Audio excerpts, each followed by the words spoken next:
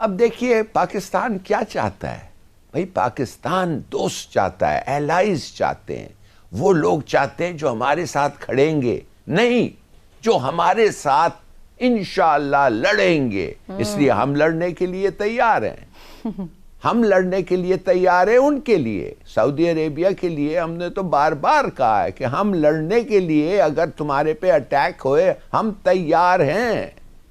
اب یہ جو ایک زمانے میں ایران کے لیے ہم لڑنے کے لیے تیار تھے، سینٹو ٹریٹی تھا، ترکی کے لیے لڑنے کے لیے تیار تھے.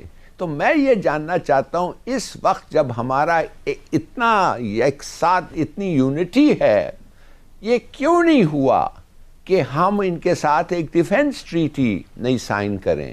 میں تو اور بھی کہوں گا کیوں نہیں ہم چین کے ساتھ ڈیفنس ٹریٹی سائن کریں اور کہیں یہ کافی نہیں ہے کہ ہاں ہم تمہیں ہر وقت مدد کریں گے، جب اگر خدا نخواستہ کچھ ہوا کہو کہ لکھ کے دو تو کرو گے، اور اپنے فورسز ادھر اسٹیشن کرو، اور ہمارے فورسز اگر تم چاہتے ہو لے جاؤ.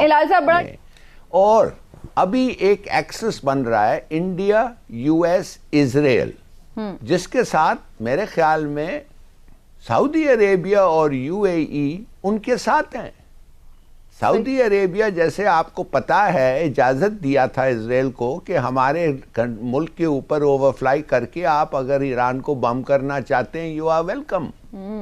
دوسرے طرف ایک اور گروپنگ بن رہا ہے، پاکستان، چائنا، ایران، قطر، اور رشیا کسی کے ساتھ نہیں آئے گا. رشیا ہندوستان کے خلاف نہیں جائے گا. رشیا کی ٹریڈیشنل ریلیشن شپ ہندوستان کے ساتھ ایسی ہے کہ جتنا بھی وہ کریں، اور اب S-400 ان کو ویپنز بیچ رہے ہیں، پیسے بنا رہے ہیں، ٹریڈ ہو رہا ہے، سوال ہی نہیں پیدا ہوتا ہے کہ رشیا ہندوستان کے خلاف جائیں. تو رشیا کو آپ بھول جائیں، وہ نیوٹرل ہوگا، کبھی ادھر کبھی ادھر. ٹھیک. انڈونیشیا کو ہمیں کوشش کرنا چاہیے، مگر یہ گروپنگ بن گئی ہے. I'm sorry to say OIC is split. اور یہ ہم دیکھ رہے ہیں، ہم ہر چیز میں ہر وقت یہ دیکھ رہے ہیں. کیوں نہیں کشمیر کے بارے میں OIC کی میٹنگ ہو رہی ہے؟ اس لیے کہ it doesn't suit سعودی عربیہ. ان کے پاس انہوں نے $75 بلین جا کے انویسٹ کیا ہے ہندوستان میں. وہ نہیں چاہتے کہ وہ کیپٹل گوز ویسٹ. انہوں نے مودی کو بلایا اس وقت جب اس نے کشمیر کے ساتھ کیا نہیں زیادتی کی تھی، اور ٹاپ ایوارڈ دیا اپنا. اس کا مقصد تھا، اس کا مقصد یہ تھا ہندوستان جو بھی تم کرو کشمیر میں، جو بھی تم کرو مسلمانوں کے ساتھ، مودی تم ہمارے دوست ہو اور ہمارے پیسے لے کے انویسٹ کر کے ہمیں ریٹرن دو ٹھیک طریقے سے. بالکل صحیح. تو کافی ذرا دکھا دوں کہ خاص اس وقت پہ جی میں وہی آپ کو دکھانے لگی ہلالی صاحب کہ مولانا صاحب نے میڈیا کے بارے میں بھی کچھ بات کی تھی کہ میڈیا میں جو ہے وہ جھوٹ بولا جا رہا ہے، اور کیا ان کے الفاظ ایگزیکٹلی میں وہی سنوا دیتی ہوں اور پھر ہم دیکھتے ہیں انہوں نے معافی کیسے مانگی. ایک بہت بڑے چینل میں ہاتھ جوڑ کے اینکر بیٹھے ہیں، معافی مانگ کے بات کر رہا ہوں. ایک بہت بڑے چینل کے مالک نے مجھ سے کہا کوئی نصیحت کرے. میں نے کہا چینل سے جھوٹ ختم کر دو. کہا پھر چینل ختم ہو سکتا ہے، جھوٹ نہیں ختم ہو سکتا. تو جہاں جس کو یہ صرف پاکستان کی بات نہیں، پوری دنیا کا میڈیا جھوٹا ہے اور سب سے زیادہ جھوٹ بولا جاتا ہے.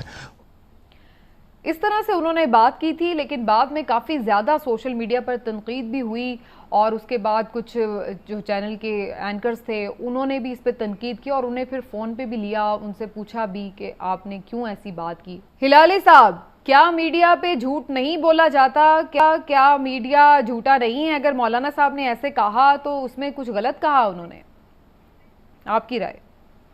تو یہ مولانا کو اب آپ نے اس سے پہلے اتنی تعریف کی ہے، اچھا آدمی ہے، صحیح آدمی ہے، سچ بولتا ہے، تو جب اس نے سچ بولا تو معافی کیوں مانگ رہا ہے؟ معافی کیوں مانگ رہا ہے؟ کیا اس نے جھوٹ بولا ہے؟ نہیں، ان کا خیال ہے کہ انہوں نے شاید الفاظ کا چناؤ صحیح نہیں کیا. انہوں نے جیسے کہا ان کا مطلب یہ تھا ہلالی صاحب کہ اگر کسی کی دل آساری، مجھے پتہ نہیں الفاظ کا چناؤ کے بارے میں I am the last person to know، مگر ایک چیز میں بتاؤں، اس کا سینٹیمنٹ تو ٹھیک تھا نا.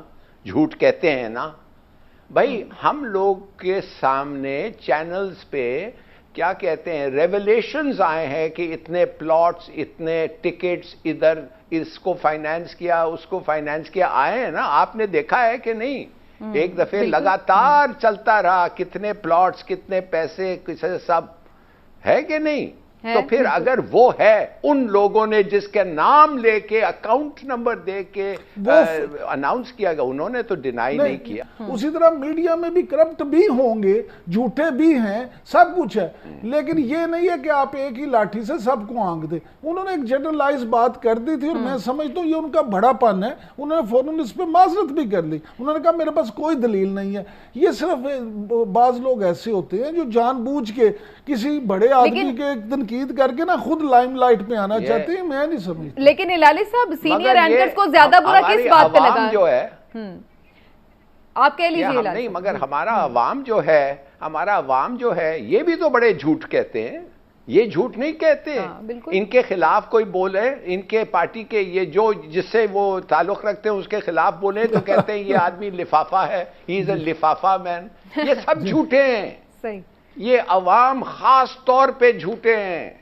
آپ دیکھیں, ٹرائی کریں. دیکھیے ہم پوری عمر گزارے ہیں ادھر اس ملک میں, سروس میں رہے ہیں. ہم نے دیکھا ہے کس قسم کے انٹریگز ہوتے ہیں. فار گاڈ سیک, یہ بائزنٹائن انٹریگز ہیں اور جھوٹ ہوتے ہیں. یہ پتہ نہیں کیا, عوام بھی ایسے ہی ہے, لیڈرز بھی ایسے ہیں, ملا بھی ایسا ہے. جو ہماری سوسائٹی کے ٹریڈز ہیں. نمسکار دوستو, سواگت ہے آپ سبھی کا میرے ساتھ. اور ابھی دوستو کیا ہوا ہے کہ کورونا کے بعد پاکستان کے بعد کچھ بھی بچنے والا نہیں ہے. مطلب ان کے پاس نہ رہے پیسہ رہے گا نہ کچھ اور. تو دوستو یہ چاہتے ہیں کہ یہ ایک ڈیفینس پیکٹ کسی بھی کنٹری کے ساتھ سائن کر لیں جس سے یہ بچ جائیں.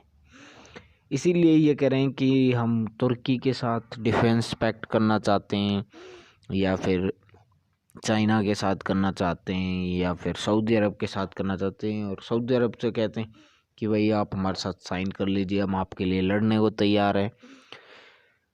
ریجن پتہ ہے دوستو کیا ہے؟ ریجن یہی ہے کہ یہ اب اپنی سیکیورٹی چاہ رہے ہیں. اب ان کو خطرہ ہے انڈیا سے. یہ سمجھ رہے ہیں یہ کہ اب ہمیں جو ہے انڈیا چھوڑنے والا نہیں ہے. دوسری بات یہ کہہ رہے ہیں کہ ایک جو ہے بلاک بن رہا ہے جس کے اندر انڈیا, اسرائیل اور یو ایس, اس کے علاوہ سعودی عرب اور یو اے ای, یہ کچھ کنٹریز ہیں اور یہ اپنا ایک الائے بننے جا رہے ہیں. اینڈ ادر سائیڈ ہے اس میں یہ کہہ رہے ہیں کہ چائنا, ترکی, ملیشیا, پاکستان یہ ہیں. اب جب اس میں یہ کہتی ہے, وہ اینکر کہتی ہے کہ بھئی رشیا بھی ہے, سو ہلالی کہتا ہے کہ ایسا پوسیبل ہی نہیں ہے کہ رشیا انڈیا کے خلاف چلا جائے. یہ سمبھو ہی نہیں ہے, ایسا ہو ہی نہیں سکتا کہ رشیا انڈیا کے خلاف چلا جائے. دوستو یہ بندہ جو ہے وہ کافی ایکسپیرینس پرسن ہے. میں ایک بات کہتا ہوں, ٹھیک ہے, اس کو کافی نالج ہے, ہم ایڈمٹ کرتے ہیں اس چیز کو, کیونکہ کافی ایکسپیرینسڈ بندہ ہی ہے.